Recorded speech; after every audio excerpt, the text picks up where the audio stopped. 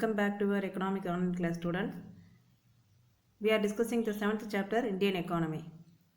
In the last class, we discussed about weakness of Indian economy and demographic trends in India. Right? Today we are going to concentrate natural resources.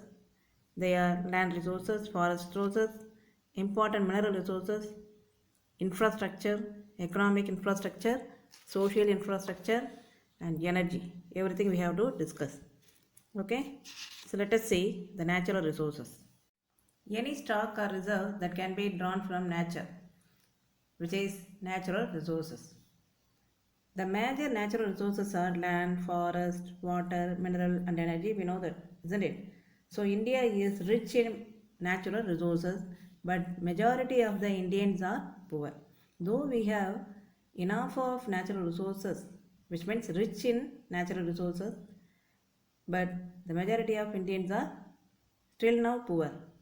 So nature has provided with the deserved climate, several rivers for irrigation and power generation, rich minerals, rich forest, and diverse soil. So this is a natural gift. Okay, nature giving gift to the human being. We can divide the natural resources into two. They are renewable resources. Another one is non-renewable resources. Okay, what is renewable resources? Resources that can be generated in a given span of time. Okay, given the time period. For example, forest, wildlife, wind, biomass, tidal, hydro energies. These are the natural resources, and also it is called as renewable resources. We can renew. So nature can renew again. What about non-renewable resources? Resources that cannot be regenerated. It cannot be regenerated by nature. For example, fossil fuel, coal, petroleum, minerals, etc. These are types of natural resources.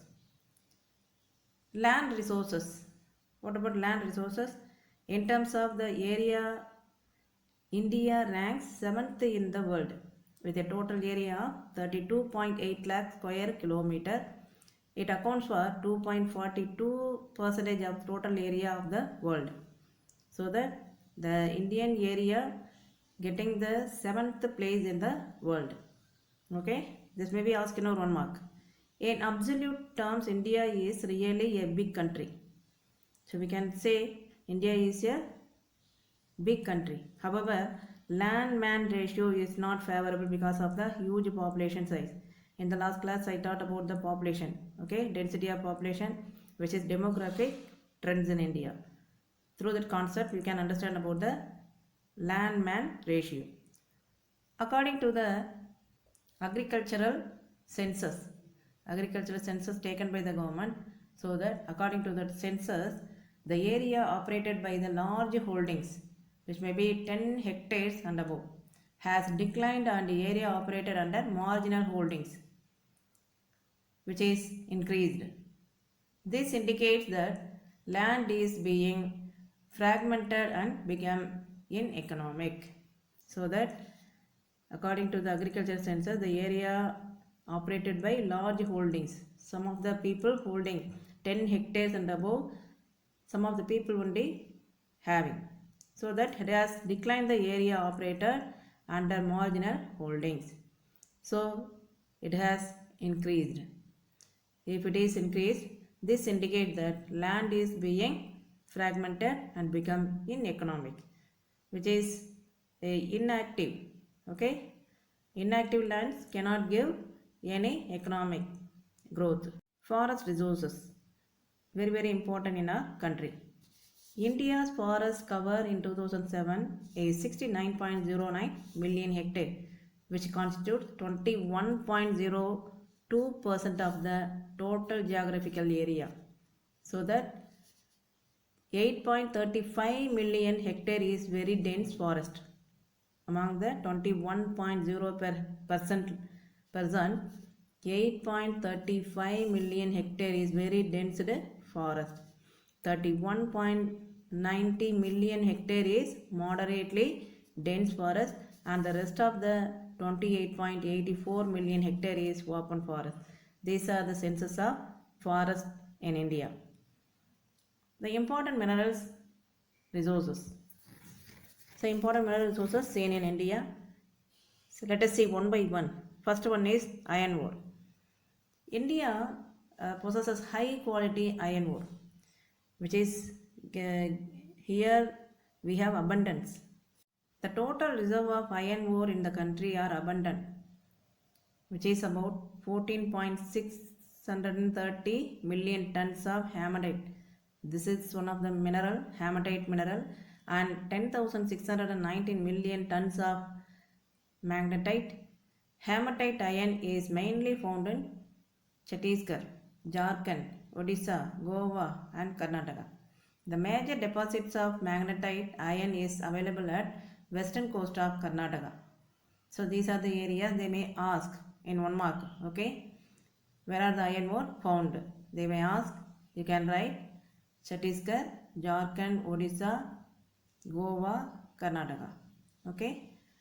The major deposit of magnetite iron ore is available in western coast of Karnataka. Some deposits of iron ore are also found in Kerala, Tamil Nadu and Andhra Pradesh and all. So this is the iron ore resources found in India. Then coal and lignite.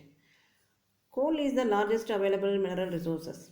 India ranked third in the world after China and USA. So the main centers of coal in India are the West Bengal, Bihar, Madhya Pradesh, Maharashtra, Odisha and Andhra Pradesh. Then bulk of the coal production comes from Bengal, Jharkhand coal fields. So abundantly available in Bengal and Jharkhand. Then bauxite. This is also one of the mineral. Bauxite is the main source of metal like aluminium. Okay, this is one of the mineral like aluminium. Major reserves are concentrated in east coast bauxite deposits of Odisha and Andhra Pradesh. These are the area the bauxites are deposited there. Mica. The mica is a heat resisting mineral which is also a bad conductor of electricity. We know that from your lower class itself, you know.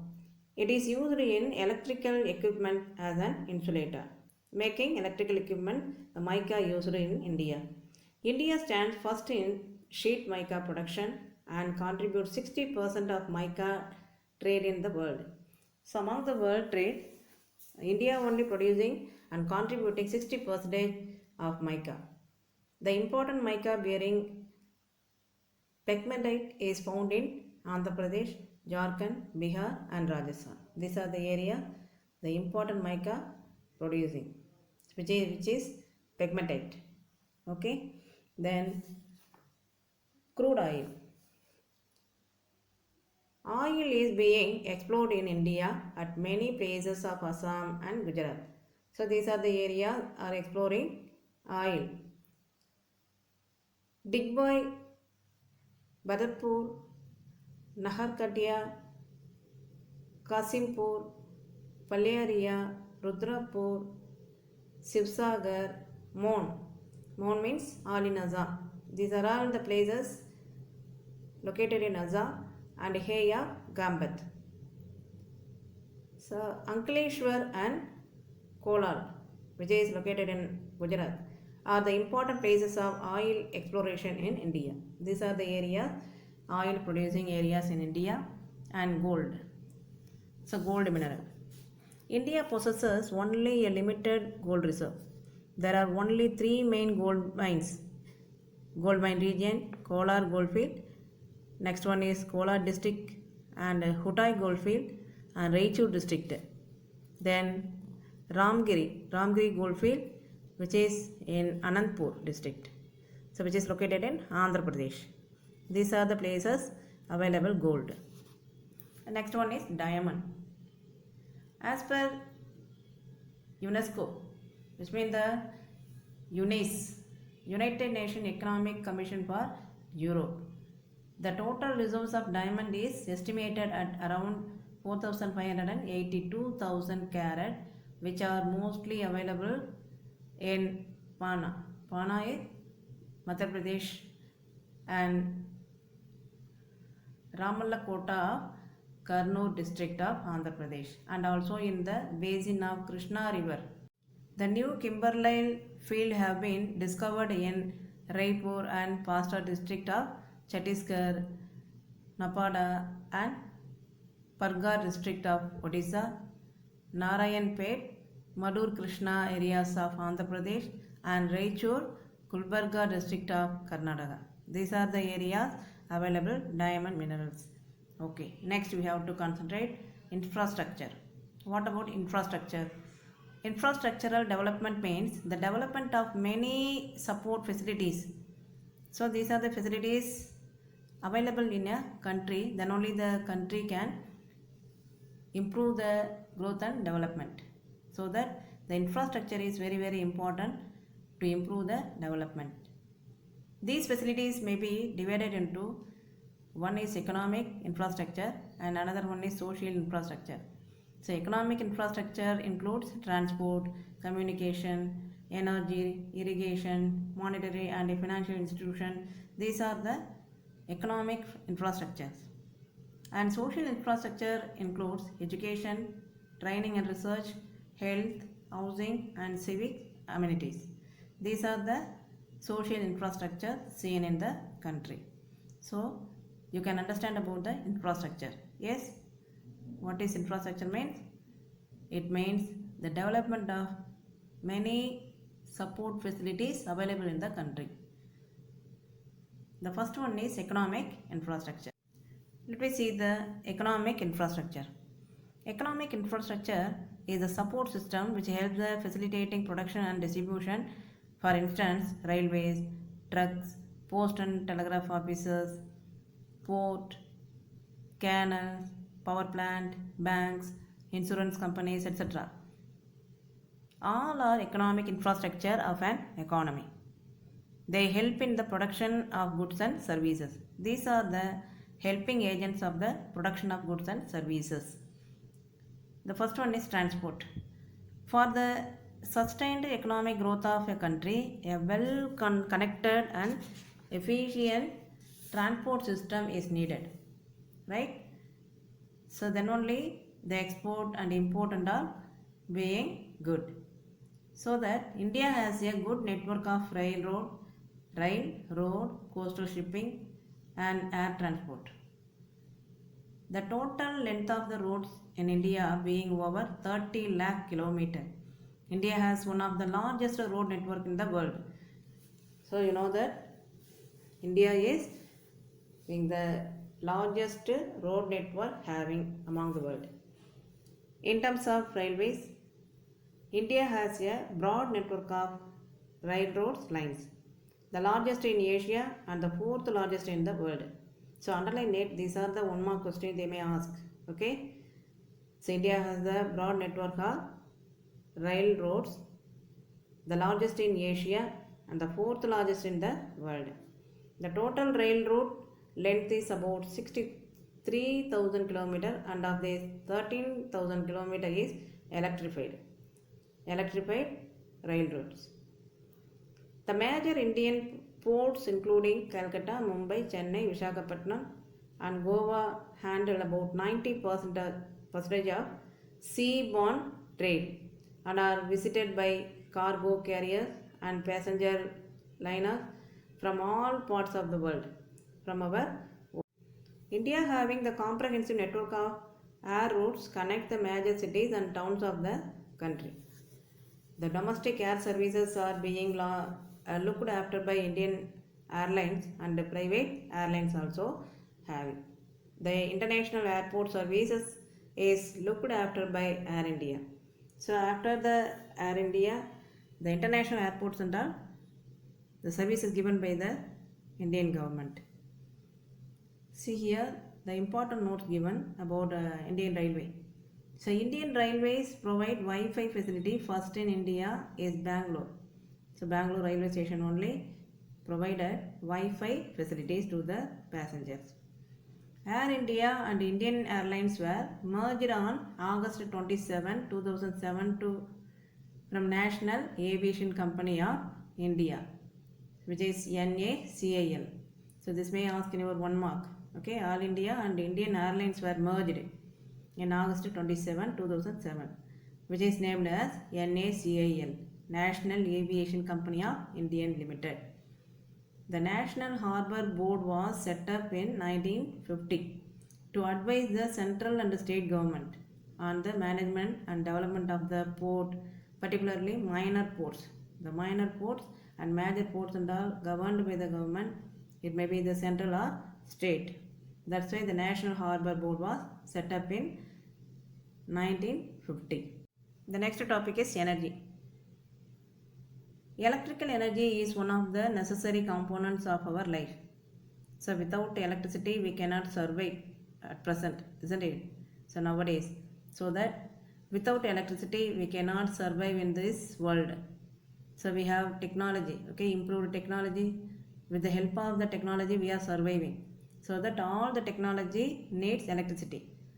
The energy sources are classified under two heads based on the availability of the raw material used while generating energy. What are they?